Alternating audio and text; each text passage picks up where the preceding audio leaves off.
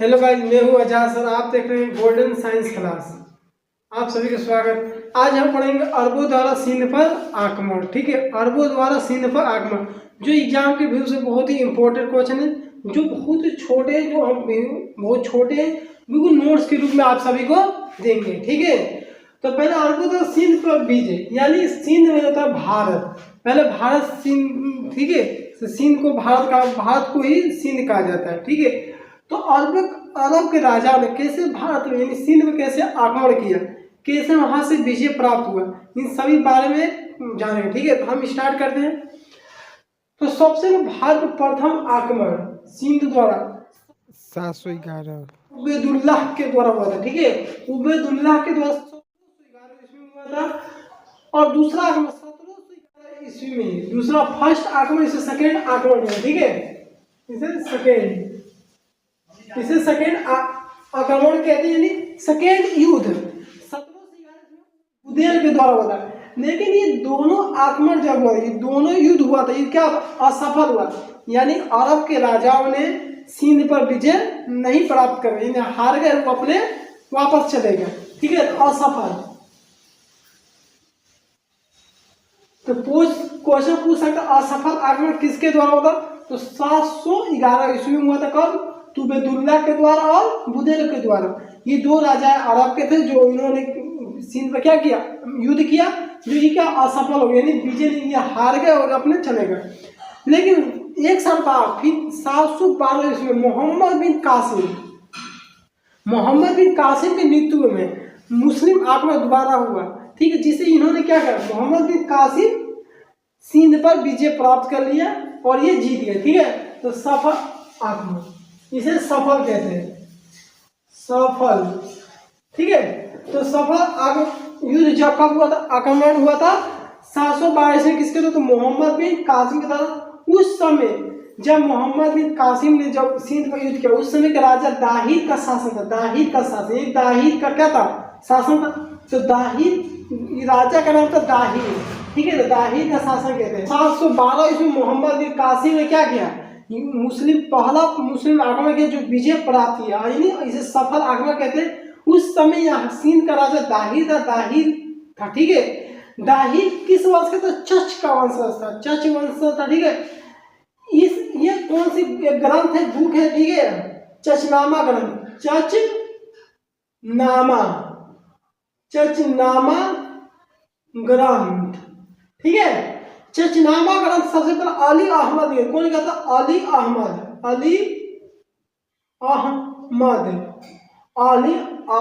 अहमद थे, जो एक लेखक थे। उन्होंने चचनामा एक बुक लिखा था, जिसमें अरबों और सिंध का विजय, यानी चच का वंशज का क्या पूरा हिस्ट्री है, पूरा एक डिटेल है। ठीक है, अली अहमद ने एक बुक लिखा था, जिसको इस अरबी भाषा में, ठीक है, ये जो लिखा गया था किसी दूसरे भाषा के, लेकिन अरबी भाषा में अबू मुआसिर ने लिखा था। कौन सा? अबू मुआसिर।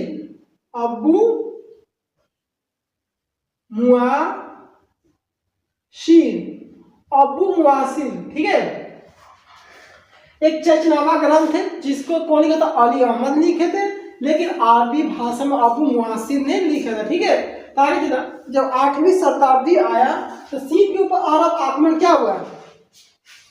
सिंध के ऊपर अरब आक्रमण हो चुका था, ये पूरा सफल हो चुका था। ठीक है, और सिंध के ऊपर पूरा आक्रमण हुआ और इन्होंने जीत लिया था। लेकिन जब अरबों द्वारा जब अरब ने जीता, तो सिंध का उस समय राजधानी कहाँ थी? तो राजधानी ब्राह्मणवाद यानी अरोह थी। ठीक है, राजधानी कहाँ था? ब्राह्मणवाद या कहीं कहीं बुक में अरोह लिखता है। ठीक है, तो 700 अब चलते 713 ईस्वी। जब 713 ईस्वी में मोहम्मद बिन कासिम, 713 ईस्वी में मोहम्मद बिन कासिम ने जब मुल्तान का विजय किया, यानी मुल्तान एक जगह का नाम है, उसको जब युद्ध किया, मुल्तान को क्या किया, विजय प्राप्त नहीं, जीत गया। तो मुल्तान में बहुत सारा सोना था, जिसके कारण 1713 ईस्वी में मोहम्मद बिन कासिम ने बहुत ही लूटा और राजा बन, जिसे मुल्तान जगह का नाम था, उसे स्वर्ण नगरी कर, क्योंकि मुल्तान में बहुत सारा सोना था, जिसे स्वर्ण नगरी के क्या कहते हैं? स्वर्ण नगरी। सोना होने का मुल्तान को दूसरा नाम क्या था, स्वर्ण नगरी, ठीक है। लेकिन उसके वजह से 713 में मोहम्मद बिन कासिम ने मुल्तान का विजय किया, ठीक है। क्या हुआ कि जो अरब के राजा थे, मुस्लिम जो शासक थे, वो सिंध के बाहर क्यों नहीं निकल पाए। ये बात भी आता है कि सिंध के बाहर क्यों नहीं, ये क्वेश्चन आता है कि अरब के राजा यानी अरब मुस्लिम राजा सिंध के बाहर क्यों नहीं निकल पाए, सिंध के एरिया के बाहर का क्षेत्र क्यों नहीं जी पाए, क्योंकि वहां पे आगे गुर्जर प्रतिहार था, जो अरब सत्ता का विस्तार सिंध से बाहर नहीं हुआ, ठीक है। क्योंकि वहां पे गुर्जर प्रतिहार थे, बहुत ही क्या थे, जो गुर्जर प्रतिहार थे बहुत ही शक्तिशाली थे, यानी बहुत ही शक्तिशाली थे, उनके पास सैनिक बहुत था, जिसे कहा सिंध के राजा थे वो क्या थे, और उसके बाहर विस्तार नहीं कर पाए, ठीक है, बाहर नहीं कर पाए। चलो फिर आप आगे बढ़ते हैं। 714 ईस्वी में आलम में क्या आ गया, संकट आ गया, राजनीतिक संकट आ गया, यानी विपदा आ गई। विपदा के कारण मोहम्मद बिन कासिम को, विपदा के कारण क्या गया, मोहम्मद बिन कासिम को, ठीक है, मोहम्मद बिन कासिम, मोहम्मद बिन कासिम को वापस कहाँ बुला लिया गया, मोहम्मद बिन कासिम को दोबारा अरब में बुला लिया गया, जिसके कारण यहाँ पे जो पहले मुस्लिम जो आए थे, जो सैनिक आए थे, यहाँ पे वहाँ पे क्या आराम से रहने लगे, जिसके कारण एक करमातिया नामक संप्रदाय का उदय, करमातिया नामक संप्रदाय का उदय, उदय का होता है विकास, उदय का अर्थ होता है विकास, यानी करमातिया नामक संप्रदाय, यानी एक करमातिया समाज का विकास हुआ, ठीक है। जिसके कारण मोहम्मद बिन कासिम ने सिंध पर, भारत में सबसे पहले जजिया कर लगा, क्या है जजिया कर, ठीक है, मोहम्मद बिन कासिम। तो सबसे पहले फर्स्ट जो श्रेय जाता है मोहम्मद बिन कासिम को जाता है, फर्स्ट जो श्रेय जाता है जजिया कर का मोहम्मद बिन कासिम, मोहम्मद बिन कासिम, ठीक है। ये जो फर्स्ट जो श्रेय जाता है मोहम्मद बिन कासिम, किसके लिए, जजिया कर का आज क्या टैक्स बोलते हैं, ठीक है, टैक्स। जो जजिया कर जो सबसे पहले मोहम्मद बिन कासिम ने जजिया कर लगाया, टैक्स लगाया, लेकिन ये किस पे लगाते, गैर मुस्लिम पे। एक टैक्स उसे कहते हैं, कर उसे कहते हैं जो सुरक्षा एक था, एक बार सुरक्षा समझ लो कि आप हमें पैसा देंगे तो हम आपकी मदद करेंगे या सुरक्षा करेंगे, नहीं देंगे तो हम आपकी सुरक्षा नहीं करेंगे, चाहे आपको कोई मारे पीटे कोई मतलब नहीं, ठीक है।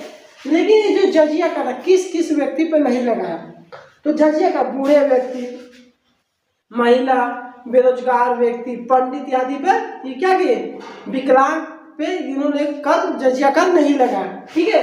तो पहला कौन था, महिला, पंडित, ठीक है, बेरोजगार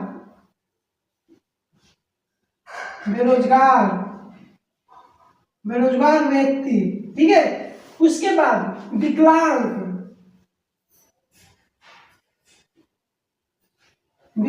ठीक है, ETC।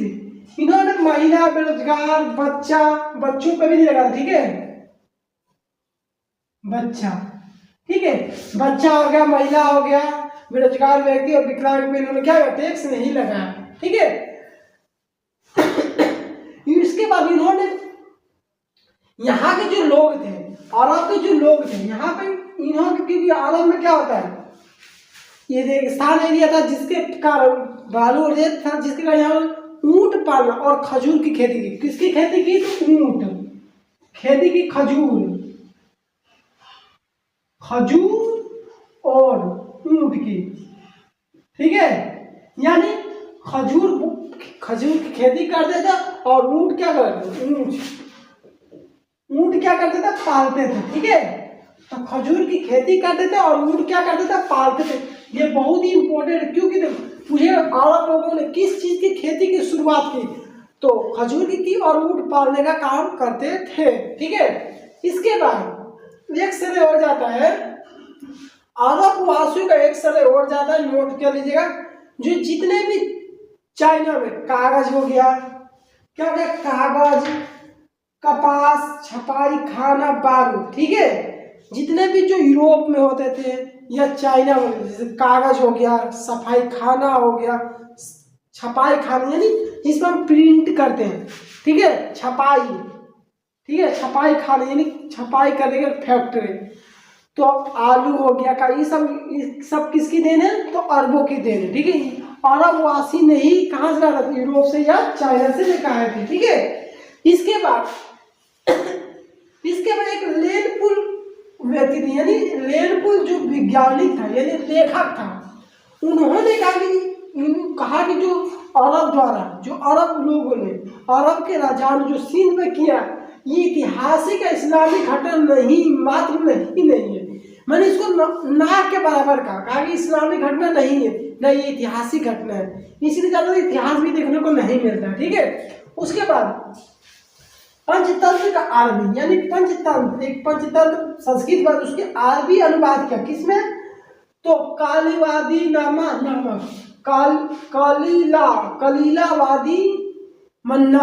कलीलावादी मन्ना नामक ग्रंथ थी।